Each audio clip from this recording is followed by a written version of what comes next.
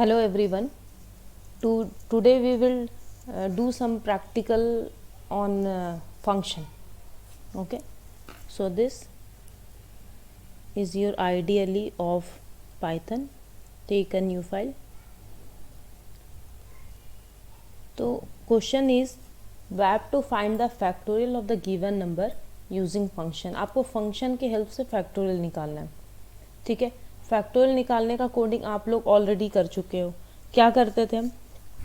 वो calculating the factorial of the given number.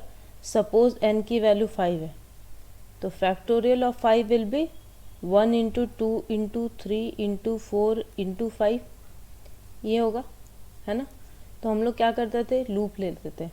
Loop will start from 1 to 5. I को update करते जाएंगे. जैसे आई काउंटर लिया हमने, आई को इनिशियलाइज करेंगे 1 से, फिर 1 को क्या करेंगे? मल्टीप्लाई कर देंगे. नेक्स्ट टाइम आई बिकम्स 2, फिर 2 को मल्टीप्लाई कर देंगे. फिर व्हेन आई बिकम्स 3, 3 को मल्टीप्लाई कर देंगे. तो for this we will take a for loop. आप वाइल लूप भी ले सकते हो. वो कहाँ से उसका रेंज क्या होगा? For i in range 1 to n. बट n को इंक्लूड नहीं करता है फॉर लूप, इसलिए हम लोग n+1 करेंगे. बिकॉज n अगर 5 है तो ये 4 तक का ही कैलकुलेशन करेगा, मीन्स 4 का फैक्टोरियल करेगा, इसलिए हम लोग n+1 करेंगे. और रिजल्ट के लिए एक वेरिएबल बना देंगे, दैट इज़ फैक्ट. आप कुछ भी ले सकते हो. तो फैक्ट में 1 क्यों किया है? क्योंकि हम लोग ओल्ड वैल्यू को यूज़ करेंगे ना, तो ओल्ड वैल्यू पहले से क्या लेंगे? 1 लेंगे. क्योंकि मल्टीप्लाई होगा तो रिजल्ट में कोई फ़र्क नहीं पड़ेगा. तो फर्स्ट टाइम किससे मल्टीप्लाई करेगा? आई करने से 1 से. नेक्स्ट टाइम फैक्ट में जो भी होगा रिजल्ट उसको 2 से मल्टीप्लाई करेगा. तो ये जो रिजल्ट आएगा वो फिर फैक्ट में स्टोर होगा. नेक्स्ट टाइम फिर व्हेन आई बिकम्स 3, फिर ये रिजल्ट को 3 से मल्टीप्लाई करेगा. फिर इस कंप्लीट रिजल्ट को फैक्ट में रखेगा और फिर इस कंप्लीट रिजल्ट फैक्ट को 4 से मल्टीप्लाई करेगा. ऐसे करके हम काम करेंगे. ठीक है. तो अभी मैं प्रोग्राम करती हूँ.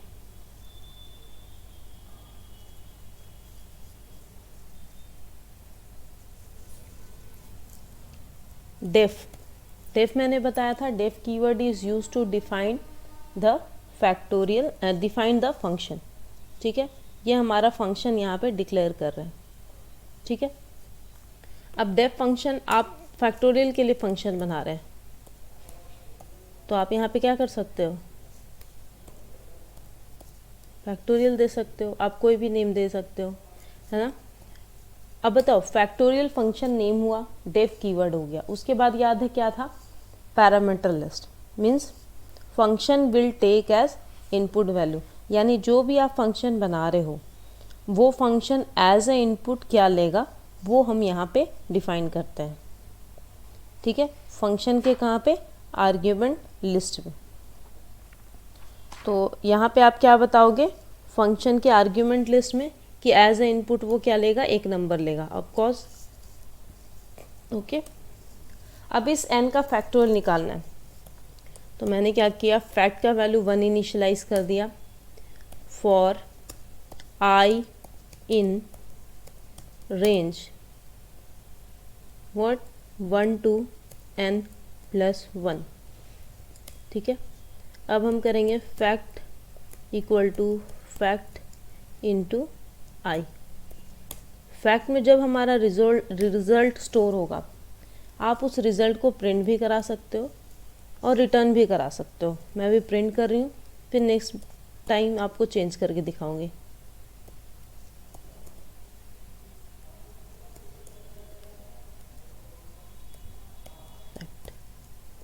ठीक है.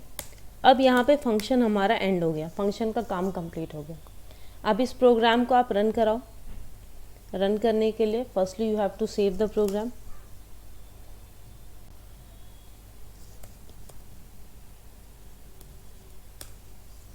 ठीक है. कुछ आंसर नहीं आ रहा, कुछ पता ही नहीं चल रहा, क्योंकि आपका प्रोग्राम एग्जीक्यूट कर गया. प्रोग्राम में कोई प्रॉब्लम नहीं, लेकिन आउटपुट वगैरह नहीं आ रहा है बिकॉज आपने उस फंक्शन को इन्वोक ही नहीं किया. जैसे आपके पास प्री डिफाइंड फंक्शन है, सपोज पाव. यहाँ क्या पाव फंक्शन वर्क कर रहा है? नहीं कर रहा है, क्योंकि आपने उसको वैल्यू ही नहीं पास कराया, तो वो वर्क कहाँ से करेगा? लेन फंक्शन यूज़ करते हैं। लेन फंक्शन को जब आर्ग्यूमेंट पास करते हैं, लेन फंक्शन को देते हैं कि यहाँ लिस्ट का लेंथ निकालना, तो वो लिस्ट का लेंथ निकाल के वापस कर देता है। ठीक है, वैसे ही factorial function will calculate the factorial of the given number only if you will invoke the function.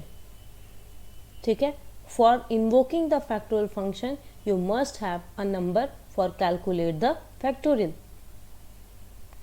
तो वो वैल्यू कहाँ से आएगी, आप एज्यूम कुछ भी कर सकते हो या फिर यूज़र से भी इनपुट करा सकते हो। मैं यूज़र से इनपुट करा रही हूँ। Input enter number. ओके, अब आप फैक्टोरियल फंक्शन को इन्वोक कर दो। क्या पास करोगे, n। ठीक है, एक बात और, if in a function declaration line variable is n, in argument list if a variable is named as n, then no need to declare same variable at the function calling place. It means कि जब function के declaration में variable name n है तो ऐसा ज़रूरी नहीं कि यहाँ वेरिएबल नेम n ही डिक्लेयर करके आप वैल्यू पास कराओ। आप यहाँ n1 भी कर सकते हो, कोई प्रॉब्लम नहीं है। ठीक है, ये वैल्यू यहाँ कॉपी होती है। मैं ड्राई रन करके बताऊंगी, पहले ये मैं रन कर दिखा दूँ आपको। एंटर नंबर दिया मैंने 4 का फैक्टोरियल आ गया। ठीक है, ये वर्क कैसे कर रहा है एक बार मैं आपको एक्सप्लेन कर देती हूँ।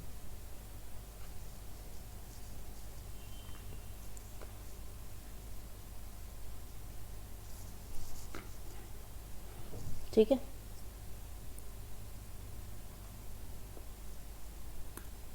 तो देखो this is our factorial function और ये फैक्टोरियल फंक्शन के आउटसाइड का कोड है।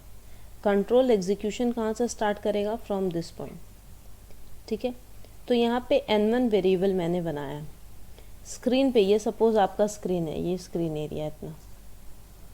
ठीक है, इंटर अ नंबर, मैसेज आया सपोज आपके पास, एंटर अ नंबर मैंने प्रेस किया 5। Input will read a number from keyboard and int will convert this number into integer, क्योंकि वो बाय डिफ़ॉल्ट स्ट्रिंग ट्रीट करता है। तो ये जो n1 वेरिएबल था हमारा, उसमें क्या स्टोर हो गया, 5। अब यहाँ पे ये स्टेटमेंट देखो, फैक्टोरियल फंक्शन को कॉल कर रहे हैं। तो कंट्रोल जो है वो हमेशा जब भी आप फंक्शन को कॉल करते हो तो वो मूव करता है कहाँ पे, जहाँ पे ये फंक्शन डिफाइंड होता है, क्योंकि ये फंक्शन का कोड वहाँ पे है तो काम तो वहीं पे होना है ना, यहाँ पे तो नहीं हो सकता है। तो इसलिए फंक्शन जो है वो कर्सर जो है वो कहाँ पे मूव करेगा, जहाँ फंक्शन डिफाइंड होगा। अब देखो ये सपोज यहाँ पे आप थे। ठीक है, आपने जब फैक्टोरियल फंक्शन को कॉल किया तो कर्सर अब दूसरे प्लेस पे आ गया है ना, और वो है फैक्टोरियल फंक्शन का अपना स्पेस। ठीक है, अब ये n जो है वेट कर रहा था, उसने क्या की, ये n1 का वैल्यू को n में कॉपी कर दिया, यानी n में कॉपी हो गया n1 का वैल्यू। क्लियर है, fact is equals to 1। Fact में हमने क्या स्टोर करा दिया, 1, क्योंकि मल्टीप्लाई होना है तो फर्स्ट टाइम कोई ना कोई वैल्यू चाहिए, तो हमने 1 लिया, क्योंकि मल्टीप्लाई होना रिजल्ट में कोई फर्क नहीं पड़ेगा। फॉर आई इन रेंज, अब हमने आई एक काउंटर लिया which will start from 1, from range 1 to n+1 means if n is 5 तो n+1 हो गया 6, बट वो इंक्लूड तो 6 को नहीं करता है क्योंकि एक्सक्लूसिव होता है, तो ये 5 तक जाएगा, 1 to 5। तो i जो है हमारा 1 to 6 के रेंज में, यस। तो fact is equals to fact into I, fact is 1 और and I is 1, 1 into 1, fact की new value will be 1। Next time cursor यहाँ मूव करेगा नहीं, क्योंकि ये लूप है, ये बार बार परफॉर्म होगा till condition will not be false. ठीक है, तो यहाँ से मूव करेगा, फिर से जंप करेगा लूप पे। तो बाय डिफ़ॉल्ट स्टेप 1 होता है, +1, देन आई बिकम्स 2. 2 इस रेंज में है, yes, condition will be true. Fact is equals to fact into I. Fact की value 1, 1 into 2, 2. Next time step +1 means I will 3. 3 इस रेंज में है, yes, condition is true. Fact equal to fact into I. Fact की value क्या हो जाएगी 6. बताओ next time I 4, 6 4 ज़ 24, आई 5, 24 5 ज़ 120. When I becomes 6, this condition will be false. False तो ये स्टेटमेंट एग्जीक्यूट नहीं करेगा, कर्सर यहाँ से मूव करेगा इस स्टेटमेंट पे. प्रिंट फैक्टोरियल फैक्ट, यानी आउटपुट में, ये अगर हमारा स्क्रीन है तो फैक्टोरियल फैक्ट की वैल्यू क्या है 120. इस फंक्शन ने क्या काम किया, फैक्टोरियल कैलकुलेट भी किया, प्रिंट भी कर दिया. अब यहाँ से कंट्रोल कहाँ वापस आएगा, तो आप बोलोगे प्रोग्राम एंड हो गया. नहीं, प्रोग्राम एंड यहाँ पे नहीं होगा. Cursor will move on that place from where it was called. तो ये यहाँ पे कॉल हुआ तो कर्सर वहीं पे जाएगा और फिर आगे अगर स्टेटमेंट्स होगा तो वो एग्जीक्यूट करेगा, अदरवाइज हमारा प्रोग्राम अब यहाँ एंड होगा. क्लियर है? अब देखो इसमें मैं कुछ चेंज करके दिखाती हूँ. ठीक है,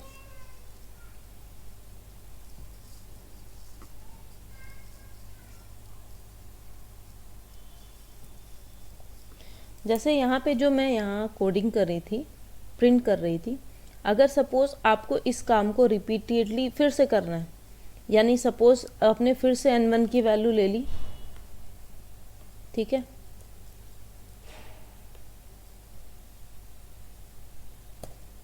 और आपको फिर से क्या करना है, इस n1 का फिर से, मतलब न्यू n1 फिर से जो इनपुट हो रहा है उसका फैक्टोरियल निकालना है. तो अब आपको क्या करना पड़ेगा, फिर से अगर सपोज आप इस फंक्शन को इस प्रोग्राम को विदाउट फंक्शन करते, तो आप ये वाली कोडिंग जो यहाँ पे है वो कोडिंग यहाँ पे टाइप करते और अगेन फिर से फैक्टोरियल निकालना, तो ये कोडिंग टाइप करते या कॉपी पेस्ट करते. आप बोलते मैम मैं कॉपी पेस्ट कर लेता, लेकिन एक बात बताओ, अगर आपका एक कोडिंग है जिसमें 100 लाइंस और 200 लाइंस है और कुछ कोडिंग बार बार रिपीट हो रही है, तो आप कॉपी पेस्ट कर रहे हो तो वो लाइंस भी तो बार बार इंक्रीज हो रही है उतनी, है ना. लाइन कॉलिंग करते टाइम सिर्फ एक लाइन एक्स्ट्रा आ रहा है, बट कॉपी पेस्ट करोगे तो 1 2 3 4 5 लाइन्स एक्स्ट्रा आ जाएगी. तो बेटर ये है ना कि उसको फंक्शन के विद इन डाल दो और फंक्शन को कॉल कर दो. यानी फिर से मुझे इसका फैक्टोरियल निकालना, तो मैं फिर से फैक्टोरियल फंक्शन को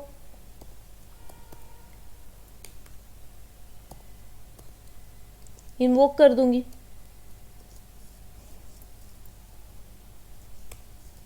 और ये प्रोग्राम अगेन रन करो, आपकी बार 2 नंबर लेगा और दोनों डिफरेंट बिल्कुल नंबर्स होगा.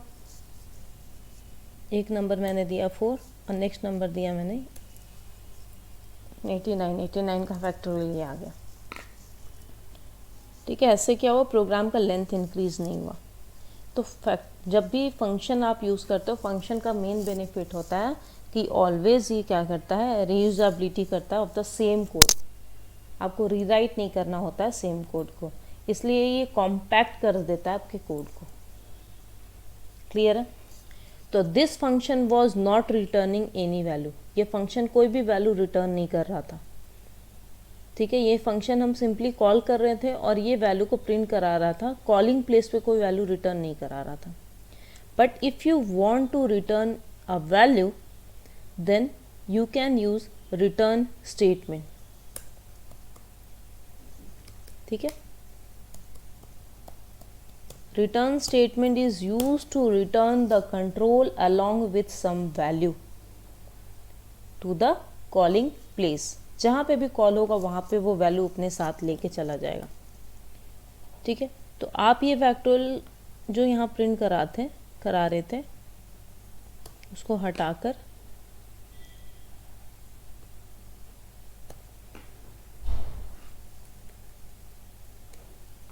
यहाँ पे डाल दो. ठीक है, सेम लाइन हम यहाँ रिपीट करेंगे. इस कोडिंग को भी मैं हटा दे रही हूँ, ठीक है। तो क्या हो रहा है, हमारा वैल्यू जो है वो अब कहाँ पे आएगा, जहाँ पे मैं कॉल करूँगी वैल्यू वहीं पे वो प्रिंट करा देगा, क्योंकि वो प्रिंट स्टेटमेंट के साथ लिखा है।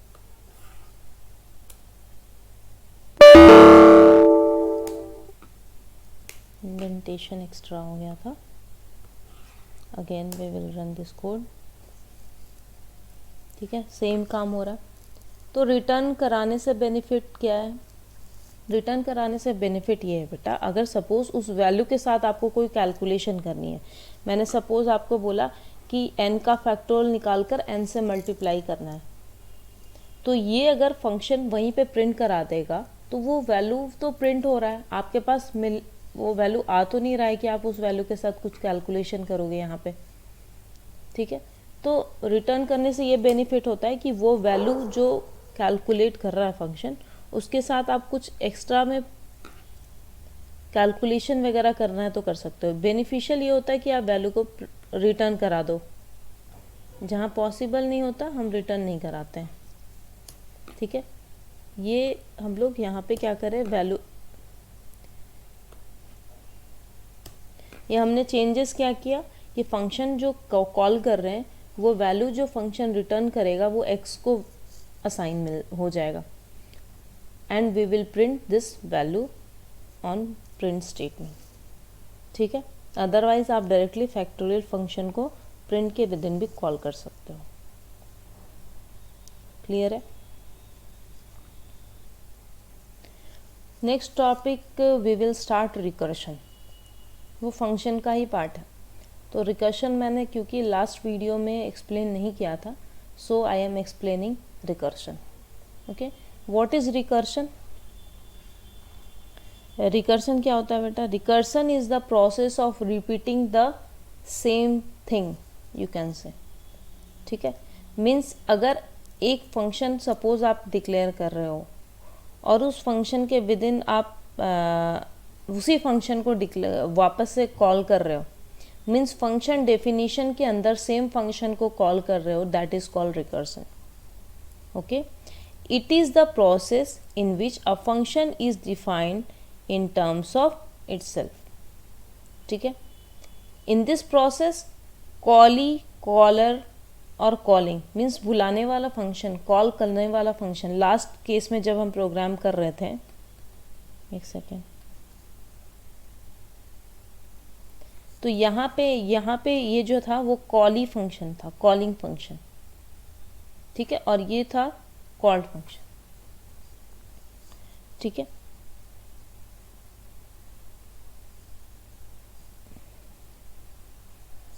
तो देखो, कॉली और कॉलर फंक्शन जो होता है use with in the body of called function, ठीक है। जहाँ फंक्शन डिफाइंड होता है वो जो फंक्शन का हेडर होता है that is called called function, और कॉलिंग प्लेस जहाँ वैल्यू आप पास कराते हो। Recursion is a technique for solving large computational problem by repeatedly applying the same procedure to reduce to successively smaller program, ठीक है। तो रिकर्शन के through हम क्या करते हैं, लार्ज कंप्यूटेशनल प्रॉब्लम को रिपीटेडली अप्लाई करके सेम प्रोसीजर को यूज़ करके हम लोग रिड्यूस करते हैं कॉम्प्लेक्सिटीज़ को और उस प्रोग्राम को और भी स्मॉलर करते हैं, ठीक है। 2 cases arises in the recursive case, ठीक है, रिकर्सिव फंक्शन। जैसे आप मान लिया कोई भी फंक्शन डिफाइन कर रहे हो, मान लिया मैंने अभी जो फंक्शन फैक्टोरियल बनाया था, ठीक है, आप अगर इसी फंक्शन के विद इन बार बार इस फंक्शन को इन्वोक करोगे तो ये प्रोसेस तो कभी ओवर होगा ही नहीं, बार बार ये फंक्शन कॉल होगा काम करेगा, फंक्शन कॉल होगा काम करेगा। इट मीन्स ये लूप की तरह कर रहा है, बट लूप में इन लूप भी always there is a condition, certain condition, ठीक है, कोई रेंज होता है, कोई कंडीशन होता है ताकि वो कंडीशन फॉल्स हो जाए और वो लूप कभी ना कभी टर्मिनेट हो जाए। Similarly in recursive function you have to mention a particular condition, ठीक है। जब भी आप रिकर्शन यूज़ करेंगे आपको वहाँ पे एक कंडीशन मेंशन करना होगा, एक कंडीशन अप्लाई करना पड़ेगा, सो डैट कंडीशन ये रिकर्शन जो है हमारा ओवर हो पाए, ठीक है। तो देखो यहाँ पे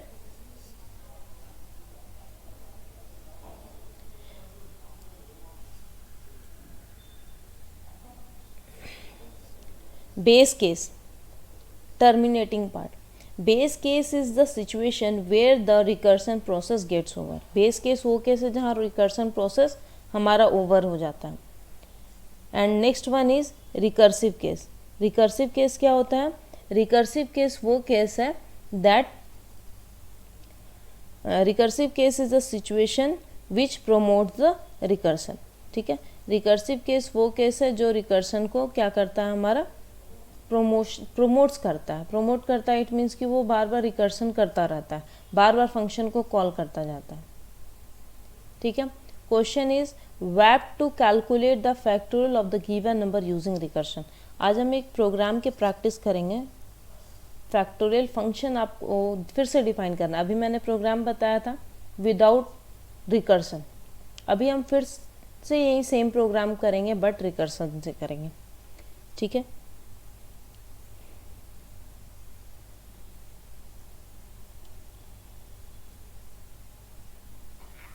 मैं यहाँ एक न्यू फाइल ले लेती हूँ.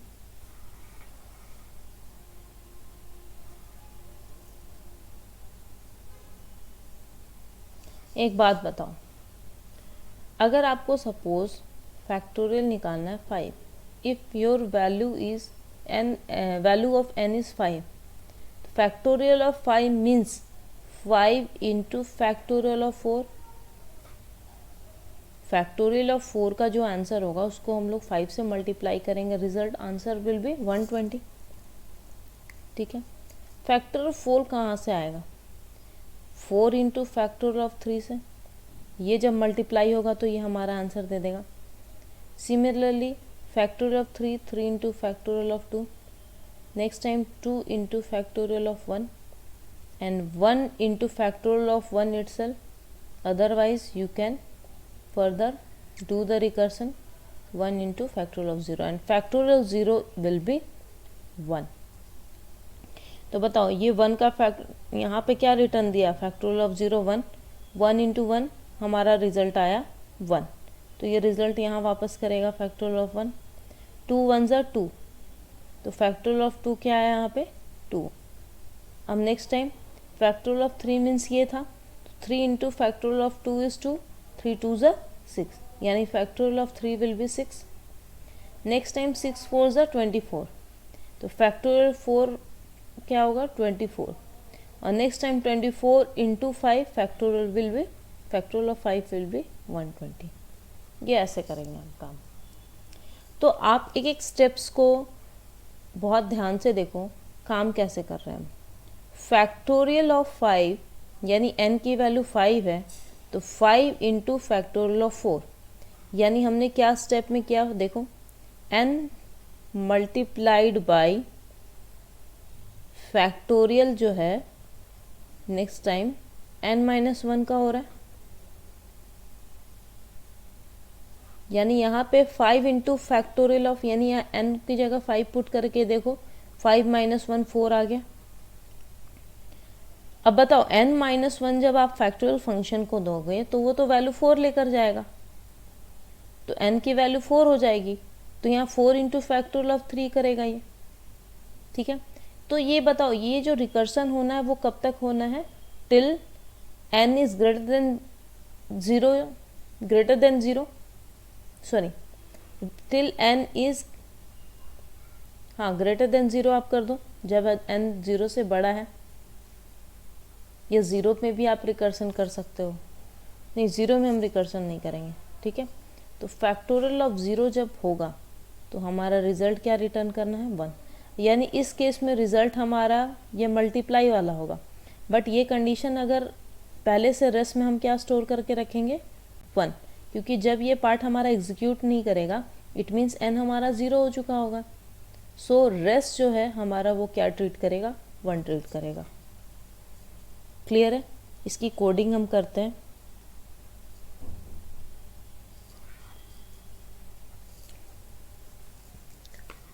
फैक्ट डिफाइन करता है डेफ फैक्टो के नाम से. ठीक है. It will take a number. अब हमने एक वेरिएबल बनाया रिजल्ट 1. किस केस के लिए? When n will be 0 result will be 1, ठीक है। Otherwise if n is greater than 0, n अगर 0 से ग्रेटर है, देन रेस हमारा रिजल्ट क्या होगा, n मल्टीप्लाइड बाई फैक्टोरियल को कॉल करेंगे और पास करेंगे n-1 को, ठीक है। अब जो भी रिजल्ट होगा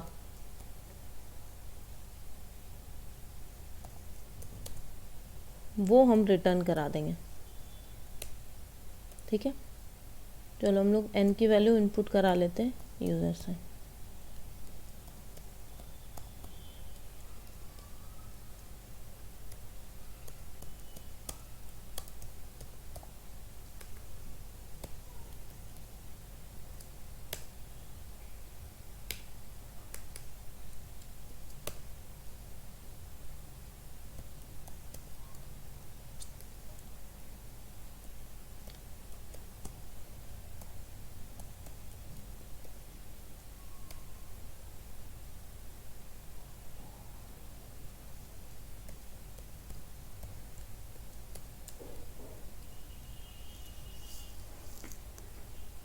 ठीक है, इस प्रोग्राम में ये फंक्शन जो है हमारे रिकर्सिव फंक्शन है, रिकर्सन कर रहा है। कैसे पता?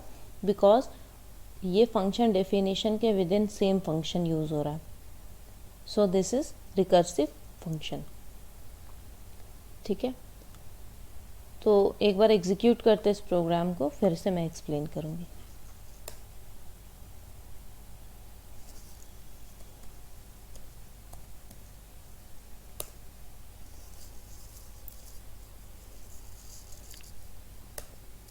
ठीक है, आंसर सही आ रहा है।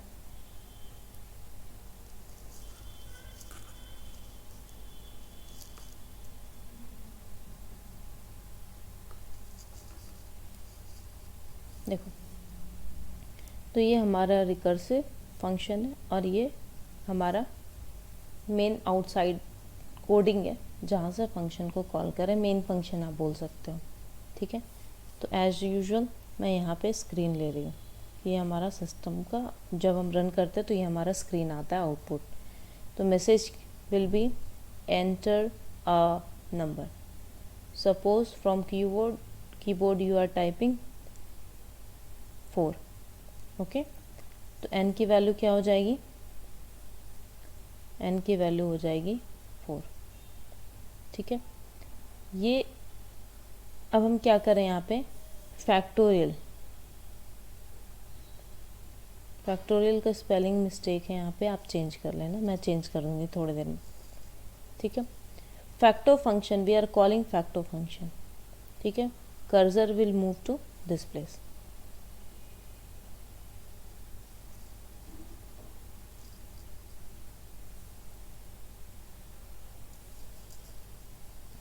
तो यहाँ से आपने जब फंक्शन को कॉल किया, कौन से फंक्शन को कॉल किया? You called factorial function and passing value n। तो this value copy to from this to this variable, यानी n की वैल्यू क्या हो जाएगी? 4। रेस्ट में हमारा 1 है। क्यों 1 है? बिकॉज फैक्टोरियल ऑफ 0 जो होगा वो जब ये एग्जीक्यूट नहीं करेगा, it means n will be 0, तो रिजल्ट हमारा क्या होगा? 1 होगा। अब देखो, if n is greater than 0, n 0 से ग्रेटर है, yes n is 4, condition will be 2। अब यहाँ पे देखो, res is equals to n की वैल्यू बताओ क्या है? 4 into factorial of n-1। It means कि फिर से हमने एक फैक्टो फंक्शन को कॉल कर दिया, वो n-1 यानी यहाँ पे क्या ट्रीट कर रहा है? 3। यानी इसके बाद का ये जो स्टेटमेंट है वो पेंडिंग रह गया। जब तक ये कैलकुलेशन नहीं होगा, ये स्टेटमेंट जो है वो एग्जीक्यूट नहीं करेगा। तो again cursor will move to this header line, ठीक है। मीन्स फंक्शन फिर से इन्वोक हुआ। तो अब स्पेस सेपरेटली वो एक ऑक्यूपाई करेगा। फैक्टर फंक्शन है हमारा। अब बताओ इसने पास क्या किया है 3, तो यहाँ जो n वेट कर रहा है it will take number as 3, ठीक है। रेस रिजल्ट की वैल्यू क्या है 1। Res sorry n is greater than 0, yes because n is 3। Res is equals to n की वैल्यू क्या है 3 into facto of n minus 1 यानी क्या हो जाएगा 2।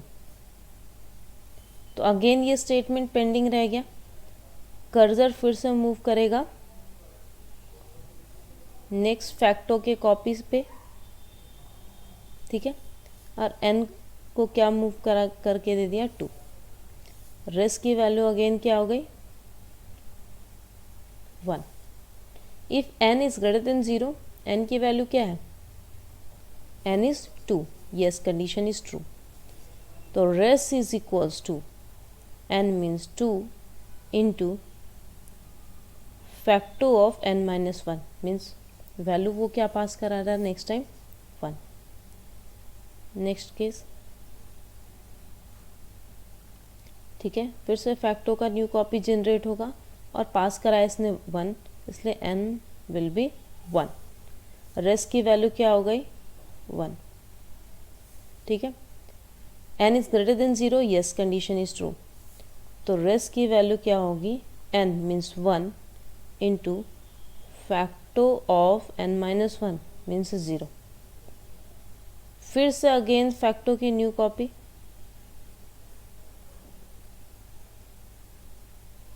ओके, और पास क्या कराया 0, तो n की वैल्यू क्या हो जाएगी 0।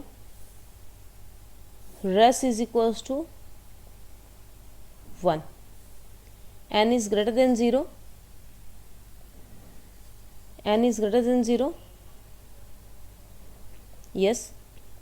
Res is equals to n asterisk factorial of n, sorry n is greater than 0, no condition is false because n की वैल्यू 0 हो चुकी है। तो ये एग्जीक्यूट नहीं कर रहा हमारा, तो ये अब स्टेटमेंट एग्जीक्यूट करेगा रिटर्न रेस, ओके। तो रिटर्न रेस जब करा रहा है ये,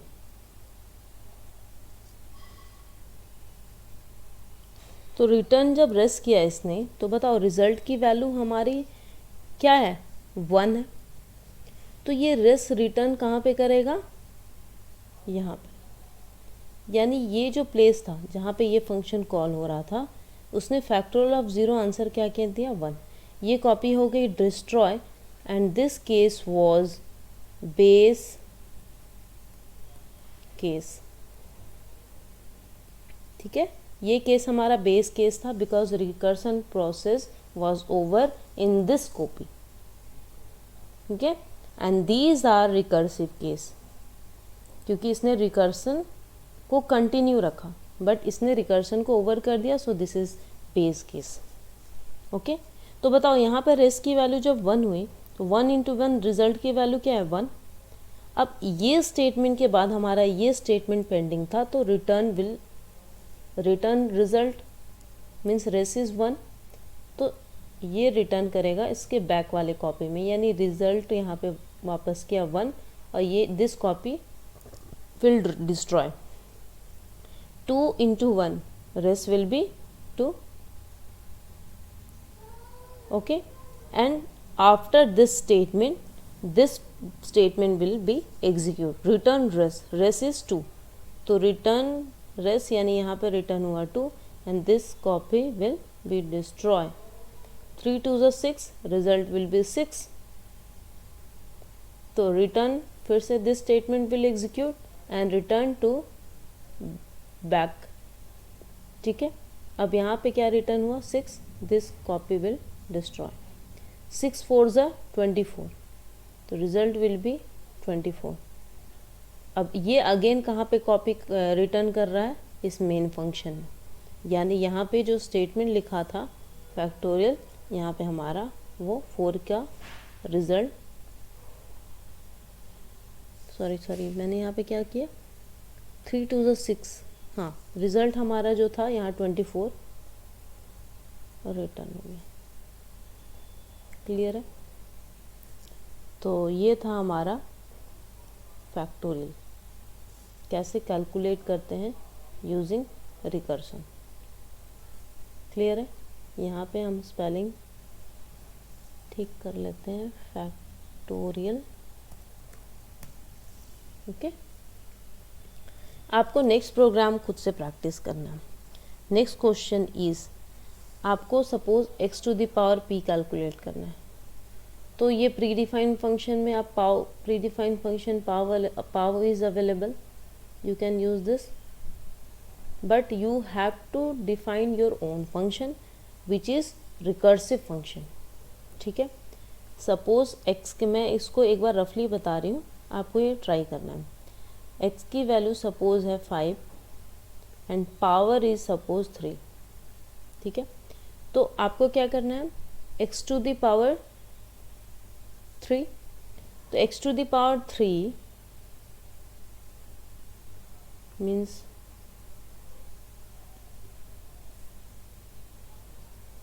ठीक है, x टू द पावर 3 को आप ये भी बोल सकते हो ना, 5 टू द पावर 3 को आप क्या बोल सकते हो, 5 into 5 to the power 2, because recursion is a process of repeating the same thing. ठीक है, ये रिकर्सन के प्रोसेस में ही आंसर को कैलकुलेट करेगा। तो रिकर्सन से हम ऐसा कर सकते हैं, 5 into 5 to the power 2, next time फिर से 5 into 5 to the power 1, next time 5 into 5 to the power 0, and number to the power will be 0 will be 1।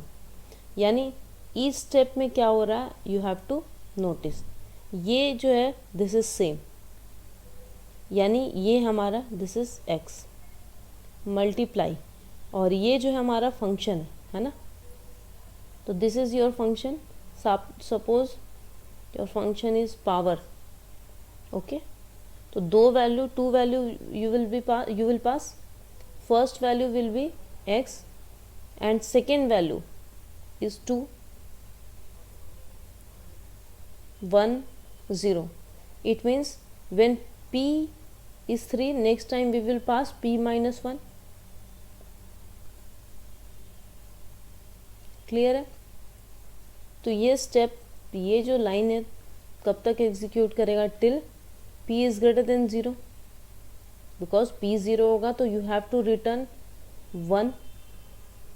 Clear है? ये था रफ आइडिया, तो इस प्रोग्राम को ट्राई करना आप लोग। ओके, रिकर्सन के through only. Okay, thank you all, thank you for watching this video.